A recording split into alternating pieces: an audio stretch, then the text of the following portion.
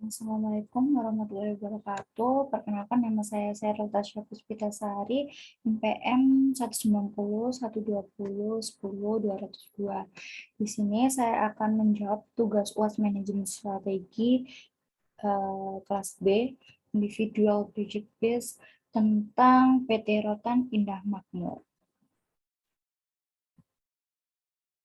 Nah, untuk studi kasusnya saya ringkas, yaitu yang pertama, adanya pandemi COVID-19 yang merajalela hingga di berbagai belahan dunia, juga berdampak pada kinerja industri mebel dan kerajinan nasional, di mana industri yang terkena imbas paling besar adalah industri penjualan ekspor. Lalu, penjualan ekspor jalur laut sendiri mengalami kasus, yaitu kelangkaan jumlah kontainer yang merembet pada melambungnya biaya ocean freight rate, yaitu biaya atau tarif dasar ongkos pengiriman lewat laut, dan juga diperparah dengan terbatasnya cargo space kapal, yang berakibat pada penumpukan barang di gudang dan bahkan melebihi kapasitas gudang yang ada, sehingga mau tidak mau para pelaku ekspor harus menyewa atau membangun gudang tambahan yang menyebabkan bengkaknya biaya pengeluaran perusahaan. Lalu PT Rotan Indah Makmur merupakan perusahaan yang bergerak di industri ekspor mebel yang telah memproduksi berbagai gaya furnitur anyaman rotan berkualitas tinggi.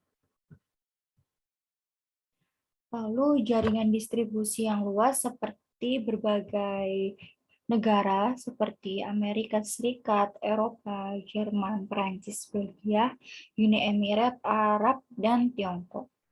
Dan barang-barang di PT Rotan Indah Makmur ini barangnya 100% dijual ke luar negeri. Lalu permintaan PT Rotan Indah Makmur itu meningkat 50% lebih banyak daripada sebelum adanya pandemi. Lalu PT Rotan Indah Makmur memperkerjakan 300 karyawan, yang jumlah 300 itu banyak ya. Maka dari itu, dengan adanya studi kasus ini, saya sebagai salah satu tim manajemen strategi mensarankan metode SWOT untuk dijalankan PT Rotan Indah Makmur agar mampu bertahan serta berkembang di kondisi tersebut.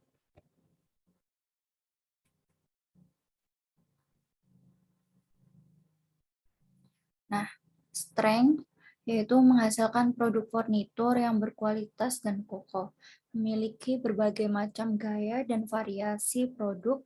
Yang ketiga, jaringan distribusi yang luas dalam pasar luar negeri. Yang keempat, peningkatan penjualan produk yang signifikan. Yang kelima, karyawan yang terlatih, terampil, dan berkualitas. Dan yang keenam, yaitu memperkerjakan 300 karyawan, yang merupakan juga kekuatan dari internal. Yang selanjutnya yaitu weakness, yaitu kelemahan. Yang pertama, hanya menjual 100% barangnya di luar negeri. Yang kedua, biaya pengiriman yang mahal karena jarak yang jauh dan membutuhkan waktu berhari-hari. Bergantung dengan nilai tukar mata uang asing atau kurs. Yang keempat, yaitu perusahaan merugi karena orderan yang ditolak, delay, dan juga gagal kirim. Kurangnya gedung penyimpanan. Lalu opportunity. Yang pertama, membuka jaringan distribusi dalam negeri.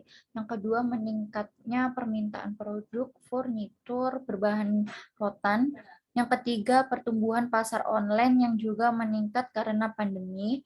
Yang keempat, adanya perang dagang Amerika Serikat dengan Cina. Yang kelima, kasus COVID-19 pada tiap negara menurun. Dan yang terakhir, menurunnya biaya ocean freight rate dan meningkatnya cargo space kapal. Lalu yang threat, yaitu ancaman. Yang pertama, persaingan harga dengan perusahaan asing. Yang kedua, harga jual dan pengiriman yang fluktuatif. Yang ketiga, naiknya biaya ocean freight rate dan terbatasnya cargo space kapal. Lalu yang keempat, adanya varian COVID-19 yang baru yaitu Omicron. Yang kelima, kebijakan pemerintah dalam dan luar negeri yang berbeda. Lalu untuk strategi alternatifnya yaitu yang SO, Strength, dan Opportunity. Yang pertama, yaitu berkolaborasi atau endorsement dengan public figure pada beberapa negara. Jadi agar lebih menarik pembeli karena juga terkadang orang dapat melakukan apapun cara walaupun biaya mahal hanya dengan menginginkan produk yang sama seperti idola atau public figure yang mereka sukai. Lalu yang kedua, menciptakan series mini terbaru dengan harga yang lebih terjangkau.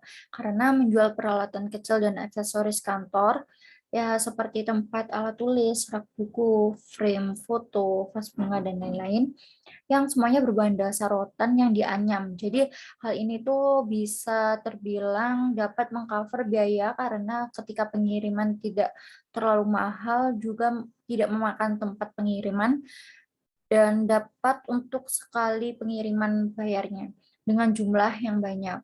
Yang ketiga, membuka jalur baru penjualan distribusi atau pasar dalam negeri. Dapat mengurangi biaya pembengkakan pengiriman dan tidak terkena biaya ocean freight rate karena pada sebelumnya PT Rotan Indah Makmur hanya menjual 100% barangnya hanya di luar negeri dan tidak membuka pasar dalam negeri. Lalu yang keempat, membeli kapal angkutan yang nantinya itu juga dapat diinvestasikan dan bersifat B2B, sehingga dapat menekan pengeluaran biaya pengiriman.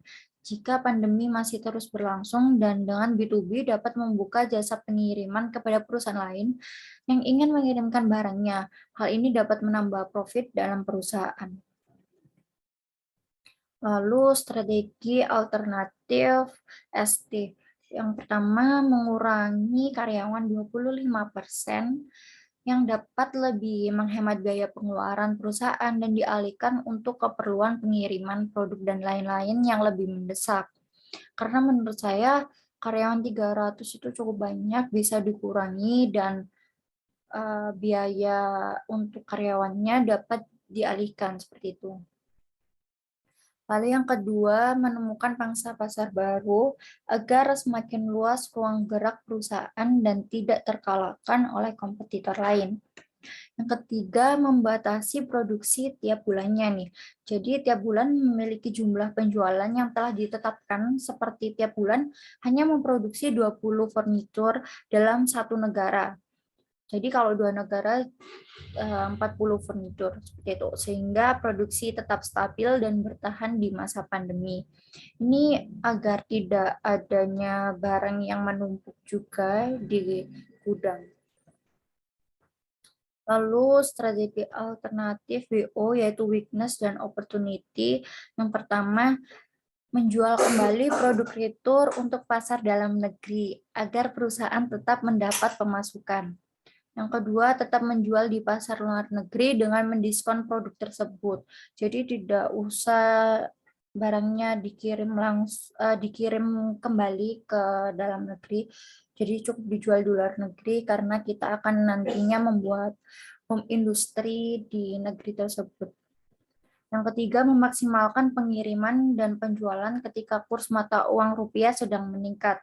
Yang keempat, adanya gedung penyimpanan di suatu negara yang telah melakukan joint venture dengan perusahaan kami. Jadi seperti pada strategi WT yang nanti saya akan jelaskan, itu dapat menyimpan produksi yang apabila ada retur atau apapun bisa dijual kembali di home industry tersebut. Lalu strategi alternatif WT yaitu weakness dan threat. Yang pertama, melakukan joint venture atau usaha patungan dengan perusahaan negara asing. Jadi ini nanti banyak manfaatnya kalau melakukan joint venture dengan perusahaan negara tersebut. Karena banyak manfaat yang dapat diambil seperti dapat menjangkau pasar yang lebih luas, dapat menghemat pengeluaran masing-masing perusahaan, dan penggabungan keahlian yang dapat semakin mempercepat perusahaan untuk tumbuh. Jadi penggabungan keahlian ini dengan tiap kepala perusahaan dapat saling berbagi ide, berbagi sharing ide juga untuk perusahaan lebih growth. Yang kedua, meningkatkan kualitas produk dan selalu berinovasi dengan teknologi terbarukan agar perusahaan tidak lekang oleh waktu dan selalu menjadi terbarukan. Yang ketiga, melakukan penjualan melalui marketplace dan e-commerce karena sekarang kan masa pandemi, jadi kebanyakan orang menggunakan marketplace dan e-commerce yaitu di internet untuk membeli barang-barang atau apapun yang diperlukan. Sehingga perusahaan dapat membantu untuk promosi penjualannya juga.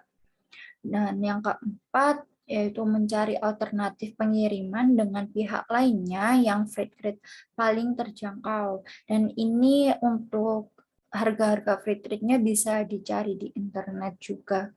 Jadi kita bisa mengcompare mana shipping yang lebih murah, yang bisa untuk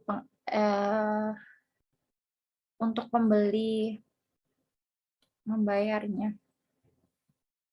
Nah, terima kasih. Sekian dari jawaban tugas UAS dari saya. Kurang lebihnya mohon dimaafkan. Wassalamualaikum warahmatullahi wabarakatuh.